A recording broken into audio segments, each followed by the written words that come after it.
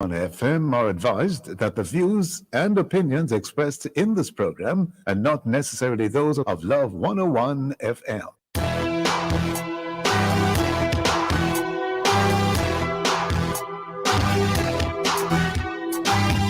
Make sure your child can live life to the fullest. Apply for a Sagicor Life Child Protector Critical Illness Plan today. The time by Sagicor Life is 7 a.m. and a half.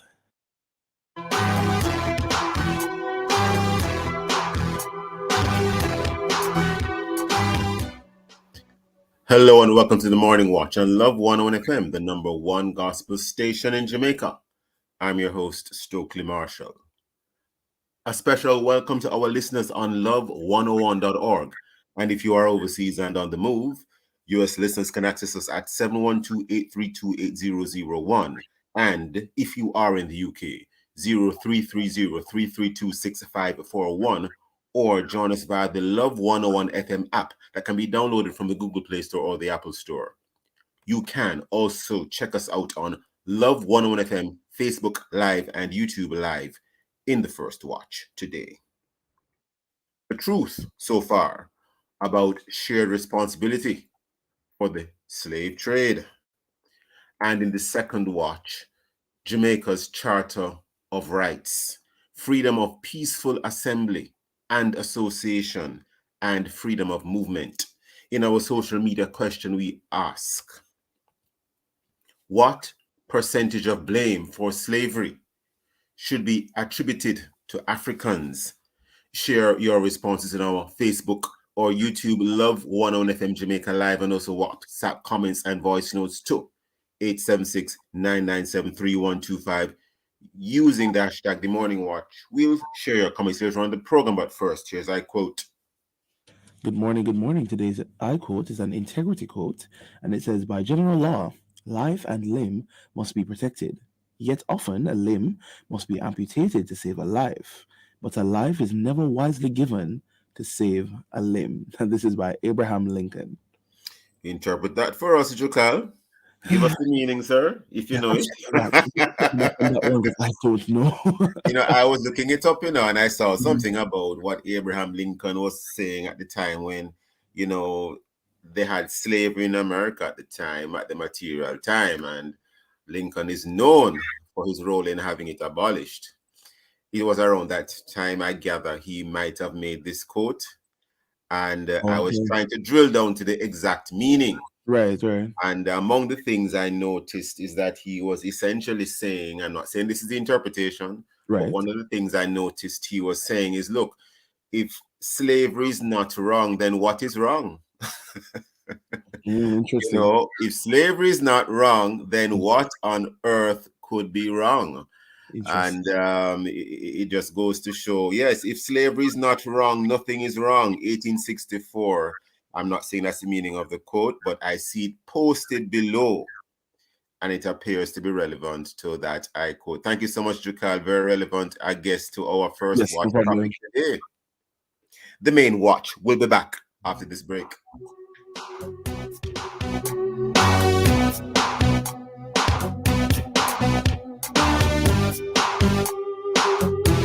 The February 5-off 50 sales event at Home and Things is here. Take $5 off every $50 you spend. Save big on the brands you know and trust, from beautiful Spanish and Brazilian tiles to exquisite bathroom fixtures and faucets from Corona, Moen, and other top brands. Check out stylish doors, windows, paints, and home decor that inspire beauty and elegance. It's the February 5-off 50 sales event happening now. Old Hope Road and Constant Spring Road. Wayne, Flo Yardan Road now faster than ever? Yeah, my brethren just get it. Him love it, though. Especially the 200 megabit speed and getting a Samsung tablet or phone for $999 plus GCT. You got the phone. So, you coming home now? Right after I pass the board. There's never been a better time to get the invaluable value of Flo Yardan Road. Sign up and get fiber fast internet at home, unlimited social, YouTube, talk and text with just $4,999 plus GCT. And save big on a Samsung phone or tablet. Conditions apply. Kingdom Culture presents The Well Encounter with Maverick City's Chandler Moore and Naomi Rain, Kevin Downswell, Harleen Davis, Rondell Positive, Rhoda Isabella. Tickets at SpurOpen.com/TWE22. Supermed Pharmacies, Sangster's Bookstore, 876-676-5953. Sponsored by Clear Sound, Caledonia Outdoor Advertising, Purity Chase Fund, Cleaner Communications Group, Race, KFC. Card proceeds to Food for the Poor. The Well Encounter, Saturday, March 18th, Sabina Park, 6:30 p.m.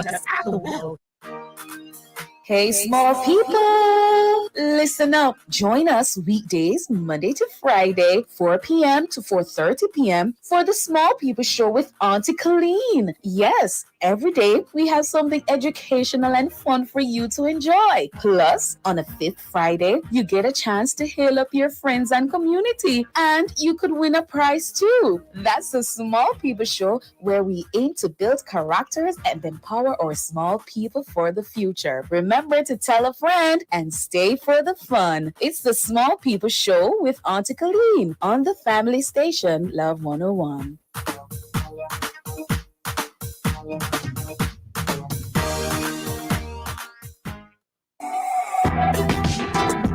Today, many relationships accept and even expect a third, fourth, or any number of secret or open liaisons. How did this age-old and famous biblical love triangle come about, and what are the lessons we need to learn from this story?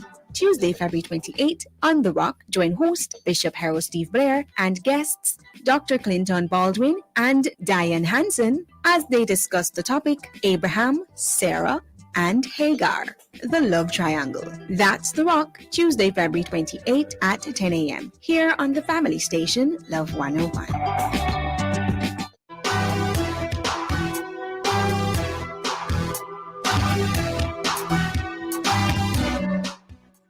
Welcome back to the Morning Watch. I'm your host, Stokeley Marshall, and we are, of course, in the main watch. And welcome to those who are just joining us. Now, as it relates to Black History Month, which officially comes to an end today, let's talk about the enslavement of Africans in this part of the world. The question often arises as to who is to blame. And sometimes persons become a little bit uncomfortable when there's a discussion around whether Africans in West Africa, for instance, played a role in selling their own African brothers and sisters into slavery to persons of a different race, to persons from another part of the world. And it is said that some tribal leaders contributed to this, some kings and princes of Africa as well. It's often felt as if this is an elephant in the room. And I'm going to read for you a quote from former Prime Minister P.J. Patterson. It reads as follows: "There is a narrative that has been deliberately promoted by Europe, seeking to assign shared responsibility for slavery with the tribal leaders and kings and princes of Africa. It has constituted an elephant in the room, both in developing relationships with the nations of Africa and in our just claims for reparation," unquote. P.J. Patterson, who served as Jamaica's sixth prime minister from 1992 to 2006. And this was told to the Jamaica Observer on Sunday. We have as our guest today to look at this, pastor of the Mona Baptist Church in St. Andrew, Dr. Stephen Jennings. He's also a member of the National Reparations Council of Jamaica. The National Reparations Council of Jamaica. Dr. Jennings, good morning. Morning, Sir Marshall. Morning to your listeners. Now, Dr. Jennings, this is a very controversial one because unless they taught me wrong, or taught many of us in the wrong way, but the information taught to many of us in a history class, maybe in high school, maybe prep primary school, even university level, was that yes, the Europeans benefited the most from the slave trade and from slavery, the enslavement of African peoples, but the tribal leaders, for instance, of West Africa were complicit in that they sold their own people into slavery, oftentimes persons who had been captured in slave raids elsewhere in West Africa and then sold to the Europeans. What's the real concern about apportioning or not apportioning any blame to Africans for the slave trade and for slavery? Thank you for your introduction. I have no doubt that as a son of a historian you would know it. The truth is, Brother Marshall, that yes, you did have some people from Africa, as we now call it, who were involved in helping to enslave their brothers and sisters, as we call them. But we have to see this thing in wider context. The truth is that this was driven, this enslavement, this transatlantic slave trade, was driven by Europeans and countries where Europeans were dominant. And as one person who himself was enslaved, was brought to the Americas, wrote in the 1700s, where there is no buyer, there is no seller. And I'm quoting directly now. Where there's no buyer, there's no seller. In other words, the slave trade, as it became known as, took place because there was a market for enslaved people in Europe and in the Americas that was eventually controlled by Europe. And they were the ones who came to Africa consistently and said, give us more slaves. And not only said that, but provided the arms and the ammunition and themselves led raiding parties to go and capture ordinary people to become enslaved people for them. So the truth of the matter is that this enslaving could never have happened without some Africans being part of it. But the majority of the blame, if you want to put it that way, would have to come from the European countries, companies, individuals who were driving this trade as a market. And it should also be said that even when people were not involved in it, they were benefiting from it. Whole countries, universities, churches, businesses, towns, cities. Churches, Pastor. How are you coming to say churches benefiting from enslavement? Come on, Pastor. Yes, man. Yes, man. The many denominations were involved in this. I mean, many. Yeah, many. Many. Remember that first and foremost, that the time when this thing started, many people were very religious, publicly, you know, and so many of the merchants who were enslaving people were themselves religious people, church Christians people. were doing this, Pastor.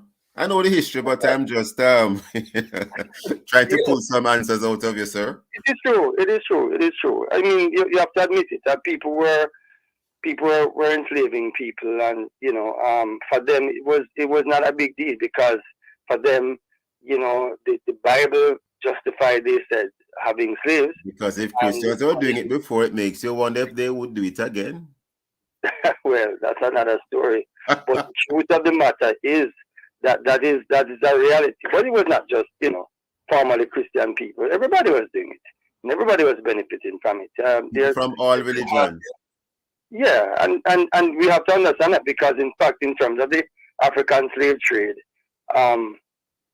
many Muslim traders were involved in enslaving Black Africans, which is often not talked about, the role of Islam and continued before the transatlantic slave trade, and continued during, and even continued after the formal enslavement. Not the role of the religion Islam, but the role of Muslims. Yes.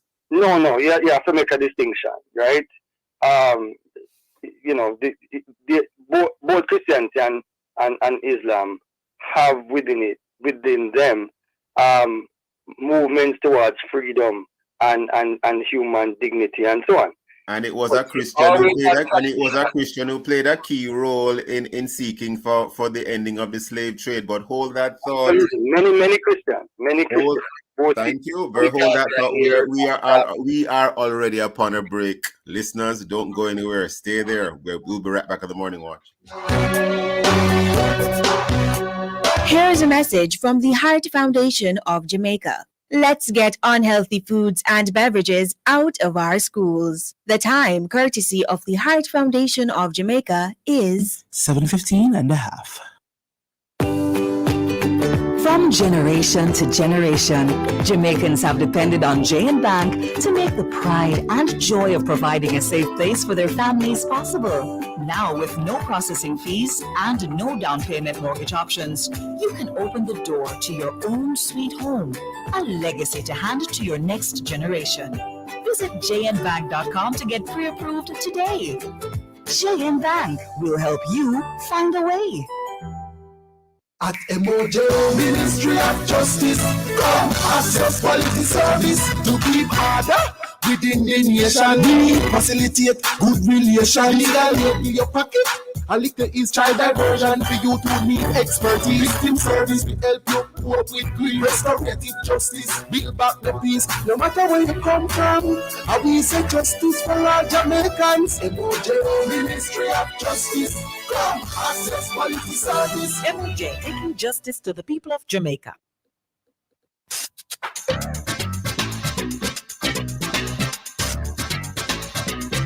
For 51 years, Under the Law has been helping you to know your rights and how the laws of Jamaica can help you defend those rights.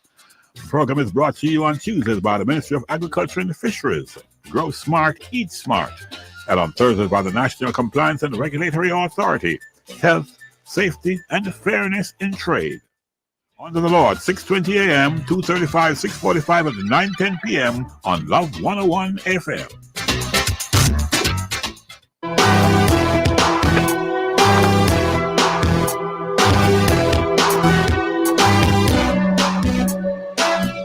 Welcome back to the Morning Watch. Thanks for staying with us. For those of you who are just joining, we're looking at the topic, the truth so far about shared responsibility for the slave trade. Our guest is Rev Dr Stephen Jennings, who apart from being pastor of the Mona Baptist Church in St. Andrew, is also a member of the National Reparations Council of Jamaica. Rev Dr Jennings, just continuing from before the break, and not to omit any material information, would you happen to know, not saying that you must know, but would you happen to know if any Muslims played a role in seeking for the abolition of the slave trade or for slavery? If you don't, you don't, but just asking if you happen to know that.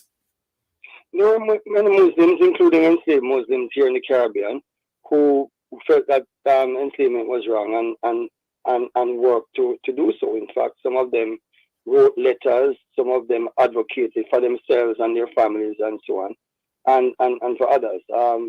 Whether they were great movements led by Muslims, the historians can better tell us in every instance. But I'm sure there will be some as well.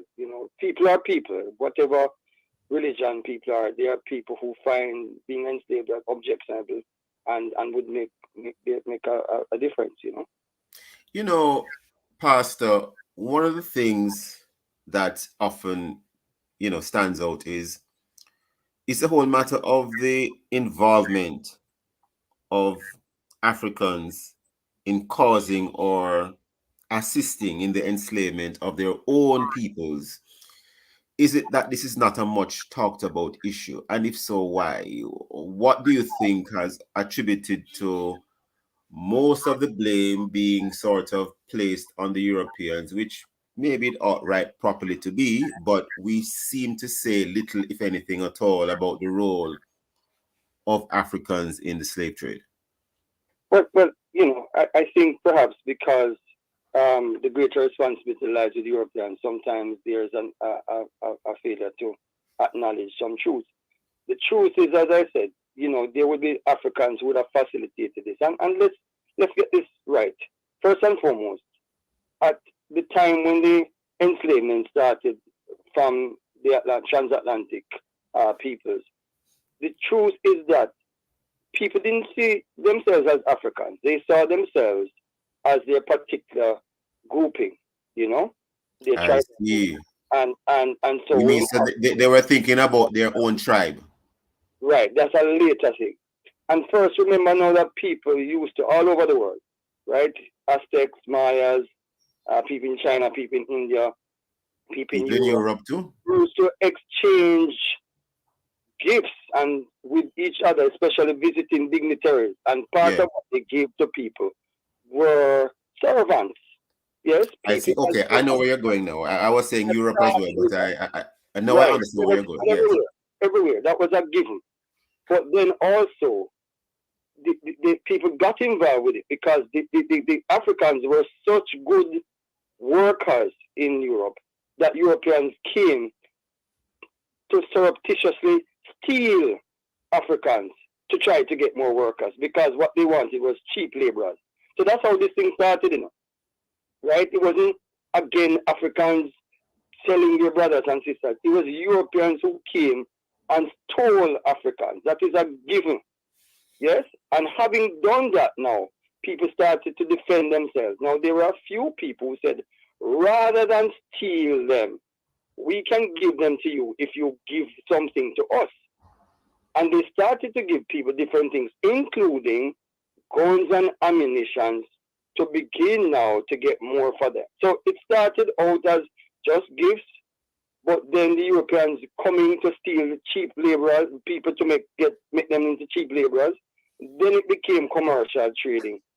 And from that, it led to enslavement becoming something for credit and for change of commodities. And then the people themselves became commodities. And what marks off the transatlantic slave trade above every other kind of enslavement that has taken place in the history of the world is that they made people into chattel, into property. And so even before they took one, they said, you know what? These things are our property, and we are going to get X amount of property. So the guys decided before they even leave Europe, you know, that they're going to get, for argument's sake, 500 slaves this trip. And if even 200 of them die because of, you know, sickness or them jump off of the ship, they can still make back the money. In other words, they started to see people, not as people, but as things to make money. And that is the difference. Before, it was about labor. After a while, it became capital development. And that's how countries developed. In Europe, in the Americas, because they were making money off the back, literally, the blood, sweat, and tears of people who they had made into things. And that's why it's a Christian issue for us, you know, Stokeley. It's not just history. Somebody made in the image of God, somebody who is a person, became a thing in the eyes of another person, to be bought and sold and traded and damaged and raped and killed and murdered if they resist. That is the problem we have here. So you're not just dealing with a commercial or economic system. You're dealing with a theological thing. You're dealing with a doctrinal thing. In fact, a leader of the church recently has called this blasphemy because it is a sin against God and against people. And I think we have to bear that in mind. So yes, you did have some African elites who benefited from this, right? They were able to build their own empires on this. But all of those empires, in the end, themselves became impoverished. And those elites, many of them were killed and overthrown as their own people resisted it and said, this cannot continue. So that. Okay, so are you saying that there was resistance? Are you saying, I know I'm jumping in here, but are you saying, Pastor, that there was resistance on the African continent? Oh, yes. To the slave trade? Yes. And yes, a lot of it. And not all of it violent. I mean, there are some people who use arms in turn to fight them and, you know, all kinds of things.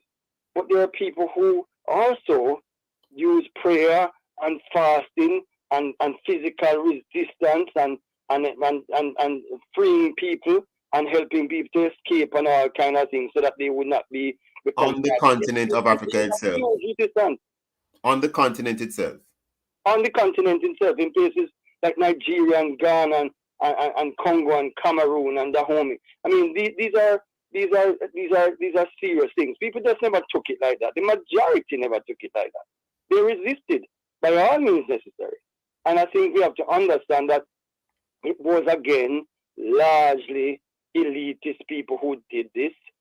Did this mostly to other tribal groups, sometimes their own groups, but their own people resisted it along with others. And I think we have to understand that. They were not passive victims. They were active resistors to enslavement. And that's why you can't say that Africans just sold their brothers and sisters, like the whole African continent is complicit. It's a few people. It's like if you say in Jamaica, boy, Jamaican a thief or a gunman because the crime rate is so high. That's not true, Sophie. You know that. I mean, you do have Jamaicans who are that. Like you have Americans who are that. Like you have British people who are that. But you can't broad brush the whole country because of the misdeeds of a few. And it's the same way people, particular people who have their own interests, want to broad brush all Africans as traitors and as people who betray their own people and sell out their own brothers and sisters and so on. And part of the reason for that is to take away culpability and responsibility from some people. But you can't. Now, how does this part of the history filter into the discussion of reparations? Well, reparations is because you know some persons will argue that we should get reparations from Africa as well. Some people might make that argument. But here's a funny little thing. There are people in Africa who believe that some reparations should take place and are doing so in a particular kind of way. People have come, for instance, and given apologies for their role in enslavement. But they've also in Africa sought to open up African spaces so people from the diaspora can go back, can be a part of it, can have easier access to citizenship and employment and dwellings and so on. So Africa... Stick up in there 1 second. Stick up in there, only because of time. I gather that there was an event here in Jamaica where some African religious leaders came here and apologized for the role of their relevant ancestors in the slave trade, in their contribution to the slave trade. But I'm not aware of any, well, I stand corrected, but if you are aware of any government or any words from officialdom in Africa that have apologized, maybe can you let us know? Because I'm not aware of that. Just this past week, Stokeley, in the United States, to be exact, one of the officials from Benin, which was came and apologized to the people of the United States and Louisiana in particular for their role in enslaving Africans. Because Benin had places like Ouida that was a major slave trading port. And they came and apologized. And it's happening, And not just apologies, but people are seeking to make restitution in different ways. Yes. So there is a recognition of culpability that particular states have and are doing in particular ways. We're almost totally out of time already, Pastor Jennings. Never enough time on the morning watch. Reverend Dr. Jennings. Where do we go from here quickly in a second or two? Where do we go from here? I think we have to continue the struggle because reparations is not just about economic things, it's about that. It's about repairing. A lot of damage was done to countries, to people's psyche. People were torn from their family and dislocated. The reparations movement is about repair. That's what the word reparations means. To repair the damage. It's a whole heap of damage, and we have to keep seeking for it because what we want is to live in peace and to have reconciliation. But it can't happen before repentance and before reparation. The role of the church in all of this, reparations and the repair and the repentance, the role of the church. The gospel of Jesus Christ is about reparations and reconciliation, isn't it? That we need to be people as we repent of our sins, we seek to repair the damage that we may have done to others and others have done to us.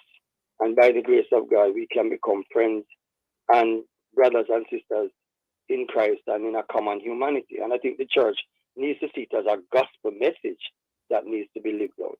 Have to leave it there today. There's so much more that we could unpack, but have to leave it there today. Dr. Stephen Jennings, pastor of the Mona Baptist Church. Thanks for being with us in this first watch. Listeners, please stay with us. We'll be right back in the morning watch. J&Bank Small Business Loans. Tell us your business and let's turn your ambitions into reality. The time by J&Bank Small Business Loans is 7:30 and a half. Remember when we vex with you and your friend me out? The juicy patty and the cocoa bread is nice, you know. But I know that's what you would rather, like juicy patty and cocoa bread. So we got together. We got together like juicy patty and cocoa bread. Got together like juicy patty and cocoa bread. We got together like juicy patty and cocoa bread. Got together like juicy patty and cocoa bread. It's the most popular couple in Jamaica. So have a juicy patty and a cocoa bread for lunch. Juicy patty, serious Jamaican food. They're full of life. You're full of love. They're carefree. You care more. That's why we created Child Protector, a critical illness insurance plan from Sagicor Life. It provides coverage for your child in the event of 15 critical illnesses, hospitalization benefits, life insurance, and investment benefits. So make sure your child can live life to the fullest. Apply for Sagicor Child Protector today.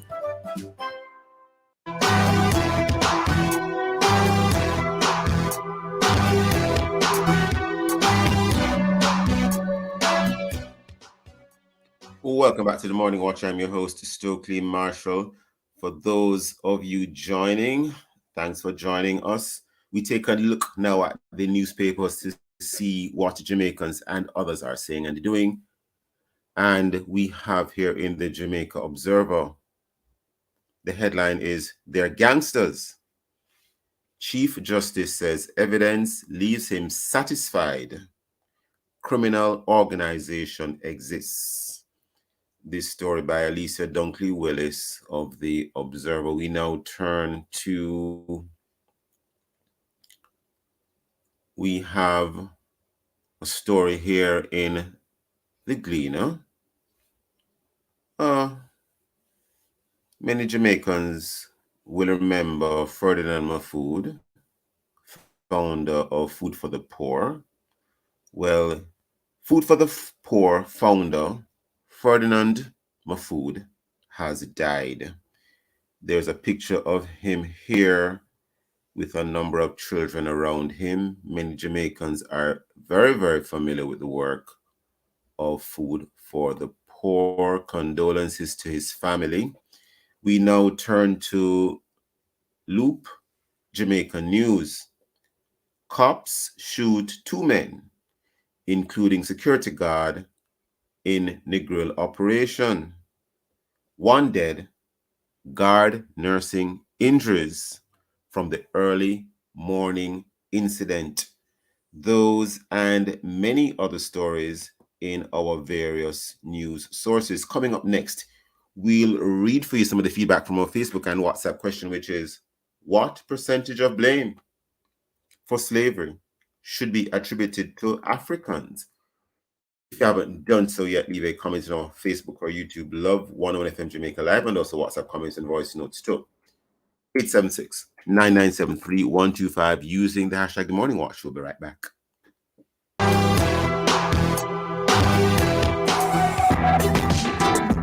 Today, many relationships accept and even expect a third, fourth, or any number of secret or open liaisons. How did this age-old and famous biblical love triangle come about, and what are the lessons we need to learn from this story? Tuesday, February 28, on The Rock, join host Bishop Harold Steve Blair and guests Dr. Clinton Baldwin and Diane Hansen as they discuss the topic Abraham, Sarah, and Hagar, the love triangle. That's The Rock, Tuesday, February 28 at 10 a.m. here on the family station, Love 101.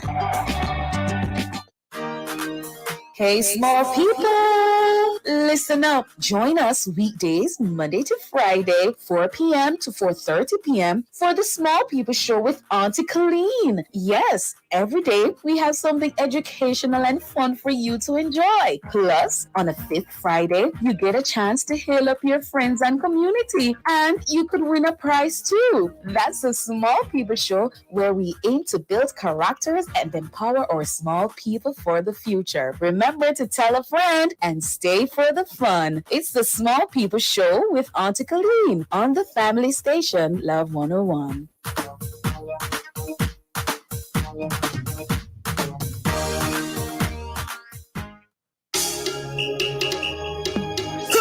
I've got love in my heart and Get ready for another inspiring show this Testimony Tuesday inside Alive, 1 to 5, February 28, packed with inspirational stories and island-flavored music. 1:45, we bring you the brain-testing Winter Size. Stick around for Prayer Blast at 2 o'clock as we ring in the prayer bells of heaven. 2:15 inside the evidence, we share with you another testimony boasting about the power of God. Then at 3 p.m., we go behind the pulpit for part 2 with one of the board members here at the National Religious Media Commission, Rev Dr. Augustine Odi of the Deeper Life School of Evangelism, Jamaica. All the summer will come alive, 1 p.m. to 5 p.m., February 28, with me, Sarah Ann, with Chirpy One, on the family station, Love 101, celebrating 30 years of music, family, and love. give him praise, give him praise.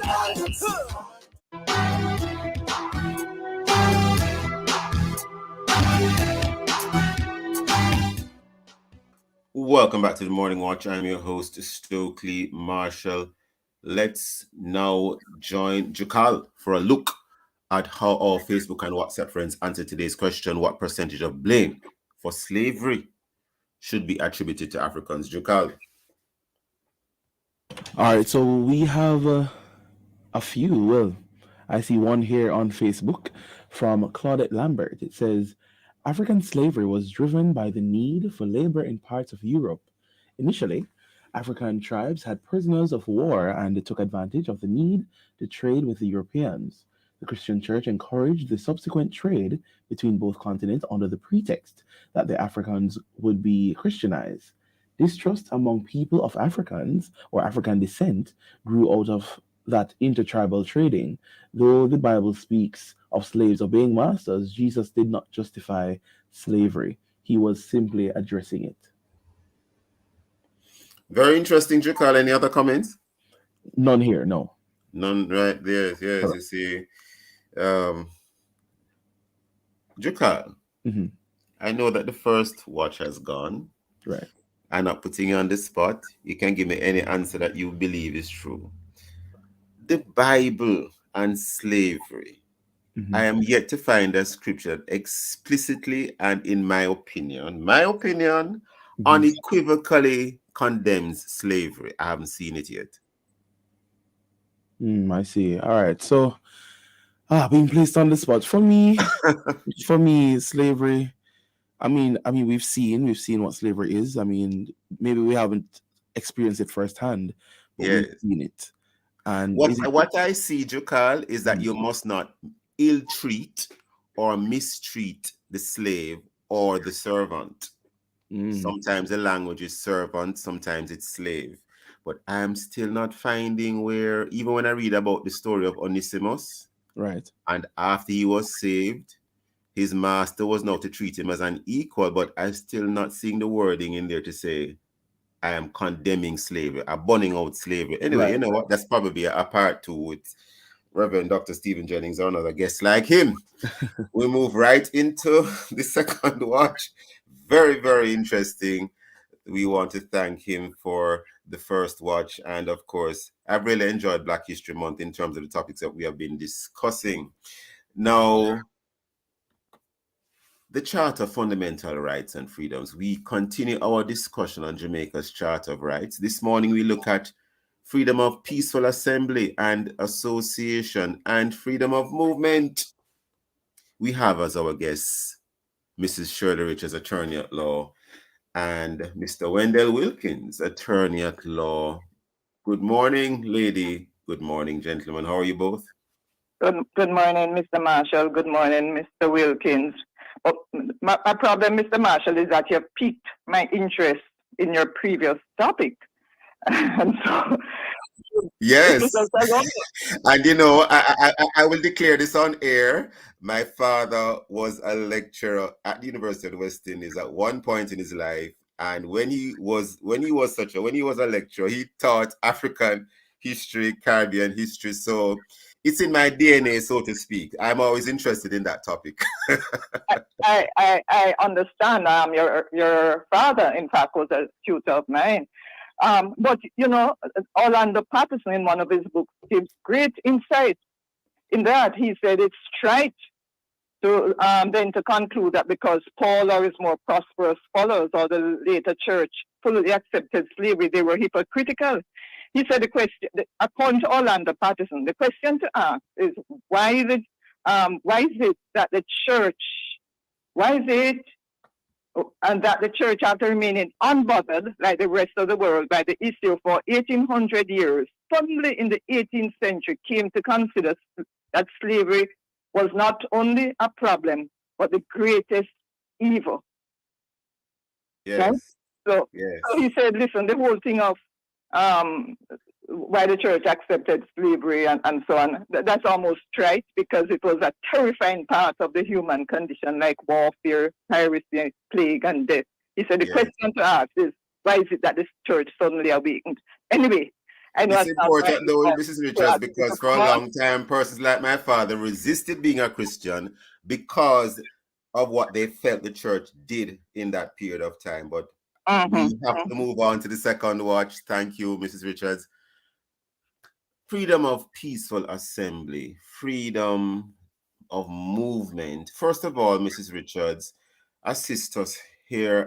We are still trying to get Wendell Wilkins. I'm not sure if he's online just yet. Define I'm here listening. Oh, very well, Mr. Wilkins. So glad that you're with us. We weren't hearing you. I was just inquiring if you are here. Good that you're both here. Freedom of peaceful assembly and association. Starting with that one, Mr. Wilkins, would you like to start with that one? Freedom of peaceful assembly and association. What does that really mean? Yes, thank you so much. We are talking about the Charter, which is part of our constitutional law. And from the outset, we must say that this law is the most supreme law of the land. It applies to all citizens, not only a particular class, but all citizens of Jamaica. And that's very important to remember. It is in black and white, in pen, on paper, and we have to ensure that what is on pen and paper regarding this important right is in reality. Well, unpack for us what it means in reality. When we say peaceful assembly and association, what is, first of all, peaceful assembly? Well, it means I can demonstrate on the road peacefully. What does it really mean? It means two or more persons gathering together in a manner that does not breach the existing law. And you have to look at the existing law because sometimes the state changes the existing law. So what you could peacefully assembly about becomes an offense to the law. I see. An offense because sometimes they go deep into public order or they go deep into tribal politics. Okay. Or will pass law if they are so empowered to restrict the assembling of two or more persons in a peaceful manner. So what you could have done before, you can't do again. Very interesting. What about association? What about freedom of association? Yes, the freedom of association now means two or more persons gathering together in a group to pursue some lawful objective. Again, the objective must be lawful. Like maybe form a trade union? Yes, it's very important for us to have these freedoms because the question of democracy, since we are under that constitutional framework, it has certain hallmarks, and one of them is the Peaceful Assembly and Association, which will cover trade unions, staff associations, any group, church groups or anything like that, once they do so within the prevailing law. Hold that thought, Mr. Wilkins, Mrs. Richards, before we head to the break. Freedom of movement. Oh, you want me to mention that? But let me hold that thought, Hold the thought there, Mrs. Richards, because I do see where we are now at the break. Listeners, don't go anywhere. We'll be right back on the Morning Watch. Paying taxes? Use your Sagicor Bank business credit card and get a 1 month payment holiday. Conditions apply. The time by Sagicor Bank is 7:45 and a half. Every child needs a family. Become a foster parent and help to give a child this precious gift. For more information, call the Child Protection and Family Services Agency at 876-948-2841-2. Visit childprotection.gov.jm or any of our offices island-wide. Every child desires to be loved and protected. You can make this a reality. Open your heart. Open your home. Foster a child today.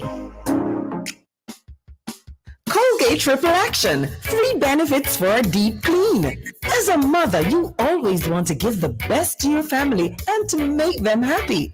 With Colgate Triple Action, you give them 3 reasons to smile. Cavity protection, whiter teeth, and fresh breath. A unique formula with a minty flavor they will love. Colgate Triple Action. Find it at your favorite store.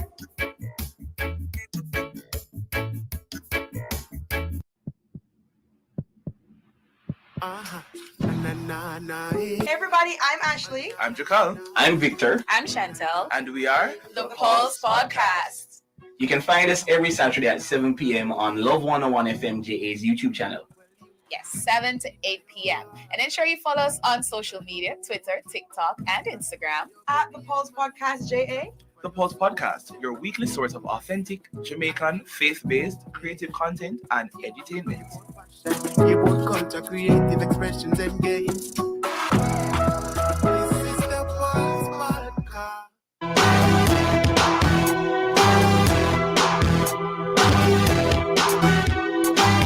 Welcome back to the Morning Watch. Thanks for staying with us. We are in the second watch, and for those of you just joining, welcome. We're looking at the topic, Jamaica's Charter of Rights, continued. Today we're looking at freedom of peaceful assembly and association and freedom of movement. Mrs. Shirley Richards is one of our guests, attorney at law, and our other guest is Mr. Wendell Wilkins, also an attorney at law. And before the break, Mrs. Richards, you were beginning or was about to begin to define for us freedom of movement. Please continue. Yes, but I'd like to also say something on the freedom of peaceful assembly, just to illustrate how it works. A couple of years ago, when President Obama visited, a few of us, maybe about a dozen of us, gathered in Mona to protest. We protest certain aspects of his agenda, and we stood there with placards behind behind the barriers which were erected. So surprise! Behind the barriers. Behind the barriers. Yes. At least one American policeman, there may have been 2, came up to us and asked us who gave us the right to do this, and challenging us and saying that he will have to check his superiors to see if we have permission to do this. And we were his superiors from the United States or his superiors from Jamaica. Which superiors? Yes. Fortunately, a Jamaican policeman came up and said it's okay. They have the right to demonstrate if they want to demonstrate. So that's how it works. Really? Interesting. We have the right to peaceful assembly. Martyr didn't prevent the helicopter above from dusting us up and blowing over. The helicopter came down so low. It didn't even blow over the barriers. Anyway. Did you identify the nationality or in relation to the helicopter? Or you weren't able to identify that? It wasn't the usual JDF helicopter. I see. Very interesting. Yes, that happened. Right to freedom. So your right to peaceful assembly was being fettered somewhat. Yes. we couldn't believe it was happening to us. It raises a sovereignty issue there because of the nationality of the person who assume the nationality of the person who came up and spoke to you. But anyway, continue, Mrs. Richards. Yes, right to freedom of movement. That is to say, the right of every citizen of Jamaica to enter Jamaica. It means you can't, in the past, we read is that in the past, like in England, and I suppose in other European countries, persons would be banished. That was one of the punishments. But here it is, the right of every citizen of Jamaica to enter Jamaica. So you can't stop a Jamaican from coming back to his country. Yes. And of every person lawfully in Jamaica, say lawfully.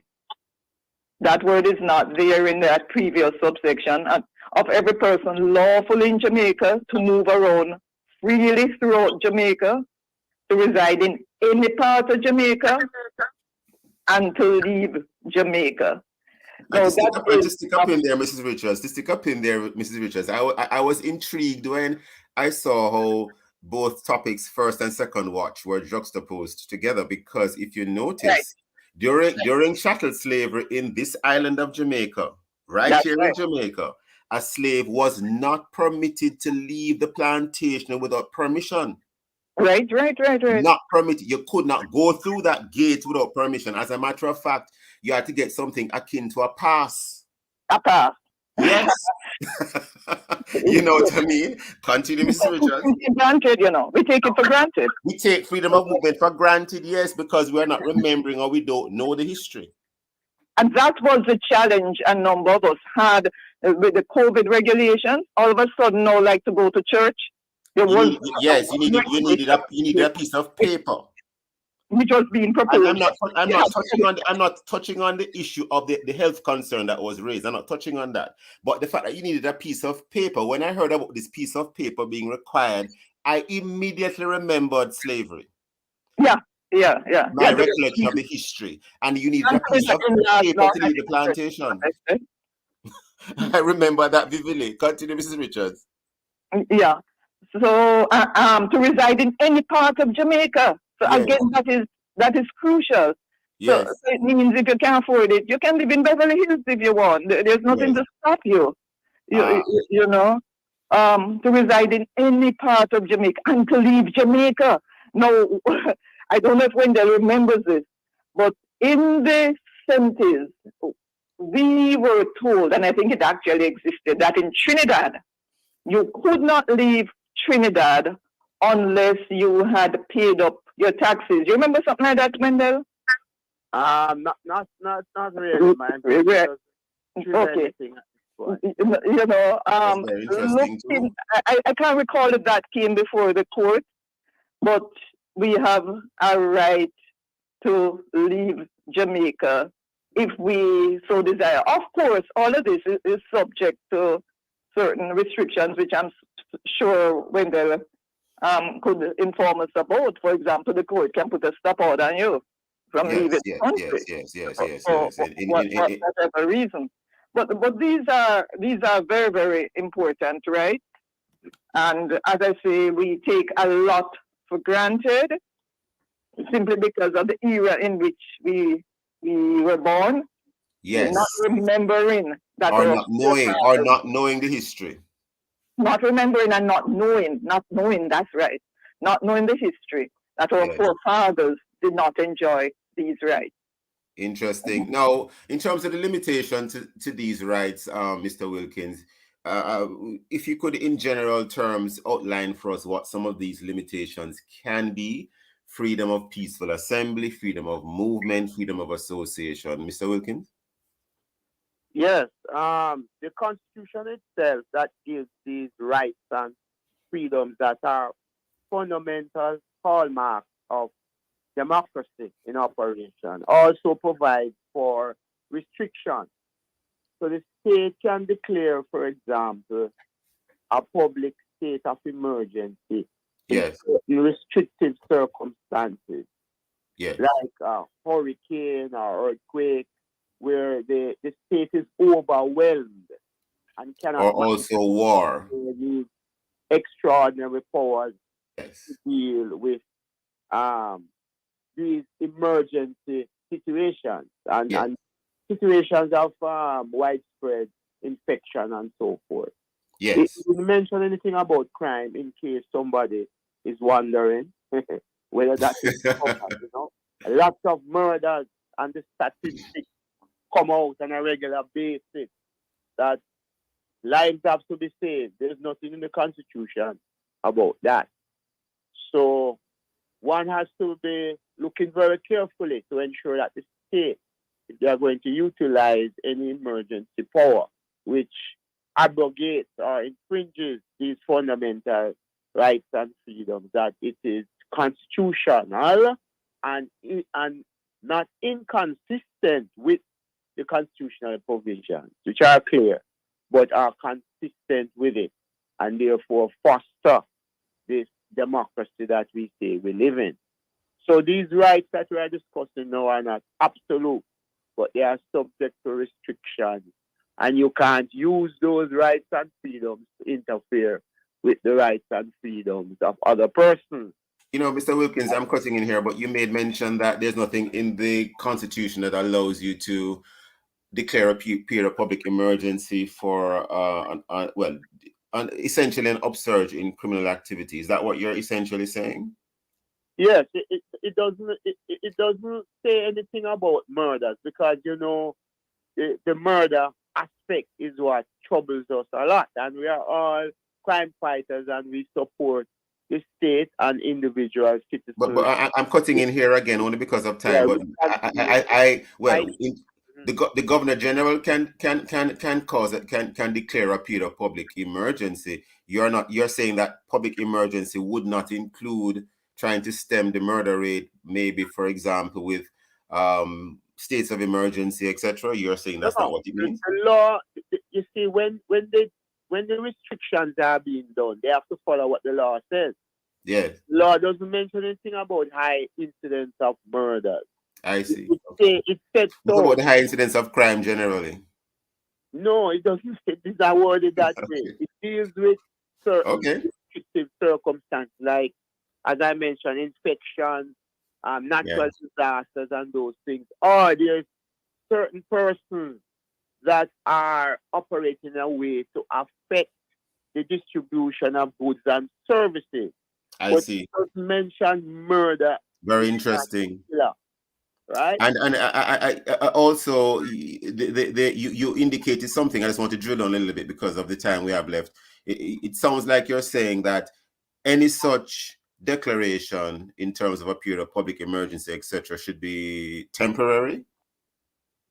Well, certainly that is what the law says. When you are suspending these fundamental rights and freedoms, it is given for a 14-day period, which is rather temporary, to give you enough time to get the resources to deal with the impact of whatever you are facing that is set out in the Constitution. Okay. So if you are going to proceed, then you have to have the engagement of the other side of government, which is the opposition. Yes. So you can use your numbers and push through a declaration that lasts for 14 days. So what I'm saying is that one has to be very careful that you use state powers, because you have the power in terms of numbers in Parliament to interfere with constitutional rights without ensuring that what you are doing as the state complies with the very provisions of the Constitution. And if there's a doubt, there's a dispute, take it to the court. Let the court make a decision. I had a somewhat different view as to what period of public emergency could include, but I take your point, sir. You're saying it doesn't mention anything specifically about crime or the murder rate. No, we're almost out of time already. Any final words you want to leave with us in a second or two, starting with you, Mrs. Richards, and then Mr. Wilkins. Mrs. Richards? When it is being instituted, they talk about, murder getting too high. No, I take your point, sir. I'm not saying that you're wrong. I'm just saying I did not look at it the way you specifically have chiseled it down. What they do is to put it under good order. Anything that interferes with good order, public safety, or public order. Yes. They seek to put lots of things under that. I And understand. therefore I think we might be totally out of time. Mrs. Richards, you're trying to make a comment quickly? No, I'm just saying that the state has to be very careful. The onus is on the state when interfering with the right to prove that this is demonstrably, that such interference is demonstrably justified in a free and democratic society. So the state has to be very, very careful of interfering with the right, and we also must exercise rights responsibly. Understood. Have to leave it there. I want to thank Mrs. Richards and Mr. Wilkins for being with us in the second watch. Very interesting. Visit the Love 101 FM YouTube and Facebook page for this and all other programs of Love 101 FM. And of course, download our app. Remember, we're number 4 in the island and number 1 in number 1 gospel station in Jamaica. This has been the Morning Watch. Thanks for producer Kathy Gale and our guests. I am Stokeley Marshall, handing back Love in the Morning with Joe Carl. Together, we can create a safer Jamaica for our children. We need to get the guns and save our country. The time brought to you by the Office of the Prime Minister is Just about 8:01 on the Sound of Love 101.